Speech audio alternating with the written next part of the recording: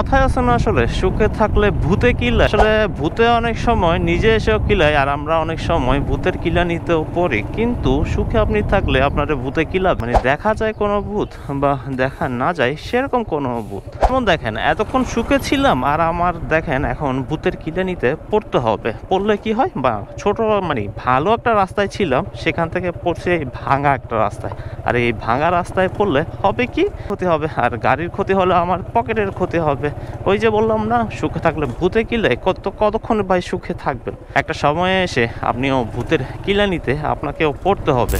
আর মেকআপের জন্য, মানে ঈদের তো সামনেই তো ঈদের জন্য মেকআপের জন্য যারা চিন্তা করতেছেন, তারা চাইলে আমার এই রাস্তায় ঘুরে যেতে পারবেন। এখানে একটুখানি মুখটা খুলে রাখবেন, দেখবেন আপনার মুখটা একেবারে মেকআপে ভরে গেছে এখানে। আর দেখেন কি সুন্দর সাদা ফেস পাউডার একেবারে আকাশে বাতাসে ছড়িয়ে যাচ্ছে। একটু আগে যেখানে দেখালাম লাল রঙেরটা মানে উঠতেছিল, আর এখন দেখেন সাদা রঙেরটা উঠতেছে। তার মানে লাল আর সাদা দুইটা কিন্তু একসাথে একেবারে একটা পেইন্ট একেবারে হয়ে যাবে। আর এখানে এটা ছাড়া যাওয়ার আর কোনো অপশনও নেই, এই ধুলাটা আপনাকে খেয়ে খেয়ে যেতেই হবে। আর রমজানের মাস চলছে, কয়েকদিন পরেই তো ঈদ উল ফিতর।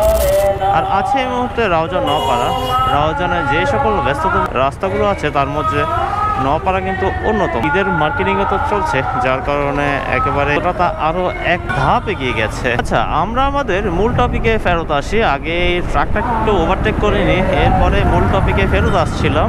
আসলে সুখে আপনি থাকেন আর না থাকেন, সেটা আসলে জীবনে এমন একটা কিছু হয়ে থাকে, আপনি যতই দুঃখগুলো ঢাকার চেষ্টা করেন না কেন, শেষে একটা কিছু একটা চলে আসবে। মানে প্রবলেম যেটাকে বলি আর কি। কিন্তু এমন একটা পরিস্থিতি মানুষের, প্রত্যেকটা মানুষের এমন এমন কিছু সিচুয়েশান চলে আসে, আপনি যতই নর্মাল একটা সিচুয়েশনের মধ্যে দিয়ে যাচ্ছেন, সেখানে এসে আরও একটা কিছু চলে আসবে, এমনটাই হয় আসলে। আর আজকে এত পরিমাণ সিএনজি বেড়ে গেছে কেন সেটা আমি বুঝতে পারছি না। যতদূর চোখ যায় সবগুলো শুধু সিএনজি দেখতেছি, নীল নীল কালার। আর ভূতের ব্যাপারটা যে কারণে বলছিলাম, আসলে দেখেন আপনি নর্মালি চলছেন, কিন্তু চলতে চলতে এমন একটা সময় চলে আসবে, মানে এমন একটা সিচুয়েশন চলে আসবে যেটাকে আপনাকে মানে পার করতে চাইলে অনেকগুলো মানে এক একজনের এক এক কষ্ট দিয়ে মাধ্যমে কিন্তু যেতে হয়।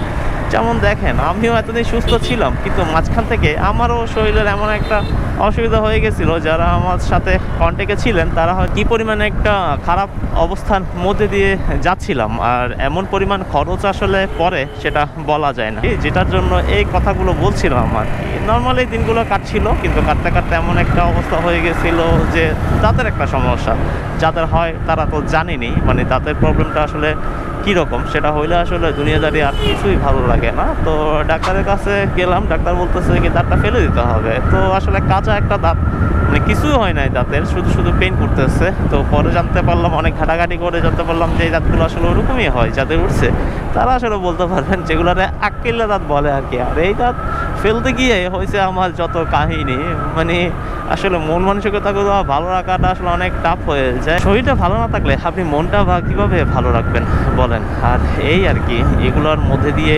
দিনকালগুলো যাচ্ছিলাম। অনেক দিন ধরে আসলে ভিডিও করা হয় না, হয় কিন্তু আপনার মন ভালো না থাকলে ভিডিও করার মুডটা আসলে আসে না। তো পরে ভাবলাম যে বসে থেকে আসলে লাভ নাই, নিজের ব্যস্ততম দিনগুলোতে একটুখানি বিনোদন বা টাইম পাস যেটাই বলেন না কেন, প্যাশনও বলতে পারেন, এটার মাঝেই তো আসলে ভিডিও করাটা থাকে। তো যার কারণে আজকে আবার মনের ওইসব দুঃখ বেদনাগুলো বাদ দিয়ে চলে আসলাম। আর এখনও রাউজানে আছি। রাউজানে যারা আছেন তারা তো এই এলাকাগুলো আসলে চিনবেন। আর এটা বলা হয় মানে কালোমরার ট্যাগ একটা জায়গা আছে, ওইটার পরে একটা গেট আছে, ওই গেট দিয়ে যাব। এদিক দিয়ে বলা হয় কি মাঝির ঘাট বা মাঝির পাড়া, এই টাইপের কিছু একটা বলা হয়। আমার কয়েকজন ফ্রেন্ডও আছে, তাদের এলাকাগুলো আসলে এইদিকে, তাদের জন্য অনেক পরিচিত একটা এলাকা। তবে আমি এখানে বেশিক্ষণ সময় থাকবো না, একটা ছোটোখাটো কাজ আছে, সেটা একটুখানি টাচ দিয়ে আমি এখান থেকে রওনা হয়ে যাব কাপ্তাইয়ের উদ্দেশ্যে। কাপ্তাই যাওয়ার সময় এমন আসলে এলাকা মনে হয় যে মানে সবসময় শুধু ভিডিওই করতে থাকি। আর থেকে ভিতরের রাস্তাগুলো অনেক সুন্দর করছে, একেবারে ভাঙা চূড়া তো একেবারেই নাই। আর দুপুরের সময় মানুষজনও তেমন নাই, গাড়িও তেমন নাই, শুধু আমি আছি একা একা। বাহ, সুন্দর হয়েছে, শুধু গাছের পাতাগুলো পড়ে গেছে, যার কারণে দেখতে কেমন একটা খালি খালি লাগতেছে আর কি, সবুজের সমারোহটা আর নাই। আর সামনে যাই মনে হয় ব্রেকার আছে, আমি এত টানাটানি করে লাভ নাই, সামনে যাই একেবারে দেখা যাবে যে দুম করে দাঁড়াতে হবে। এটার বলা হয় মাঝির পাড়া বা মাঝির ঘাট, এই টাইপের না, মাঝির পাড়া বলা হয়, মাঝির পাড়া, হ্যাঁ সম্ভবত মাঝির পাড়া, রাজনের একটা ছোটোখাটো গ্রাম আর কি। তো অনেক বসতি আছে এখানে, সবারই পরিচিত একটা এলাকা। রাজনে যারা থাকেন তারা তো অবশ্যই চিনবেন। আর সামনে যায় আরেকটা স্পিড ব্রেকার আছে। আচ্ছা, আমি কাজটা সেরে নিই, তারপরে একেবারে কাপ্তাই উঠেই তারপরে ভিডিওটা অন করি। আর চাকায় না হুটহাট সাউন্ড হলে আসলে একটা ভয় লাগে, কখন জানি না চাকাটা আবার পাংচার হয়ে বসে থাকে আর কি।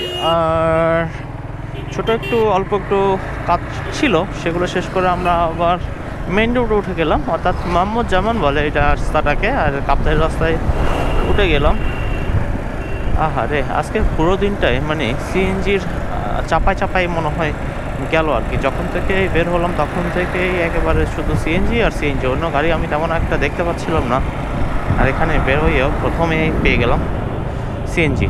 কাপ্তাই রাস্তায় আসি আর পাহাড়তলির কাছাকাছি মোটামুটি চলে আসছি।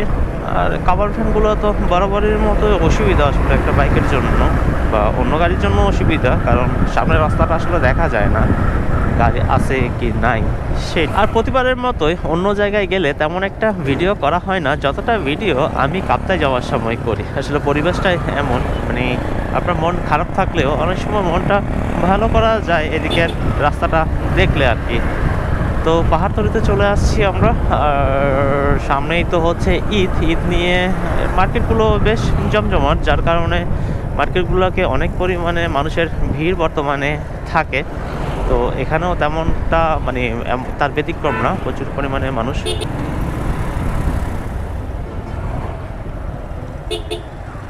ওকে, এটা ছিল পাহাড়তলি চৌমোহনী। আমি আরেকটু সামনেই যাই যেহেতু স্পেসটা আছে আর কি। অবশ্য আমি এতটা তাড়াহুড়ো করে স্পেসগুলো নিই না। এই যে দেখেন, আমার আগে আরও একটা ভাইয়া চলে গেল, তবে সেই জিনিসটা আমি করি না। আমার যতটুকু জায়গা লাগে, মানে সামনের গাড়িটা যাতে আসতে পারে সেই পরিমাণ জায়গা রেখে তারপরে যাই।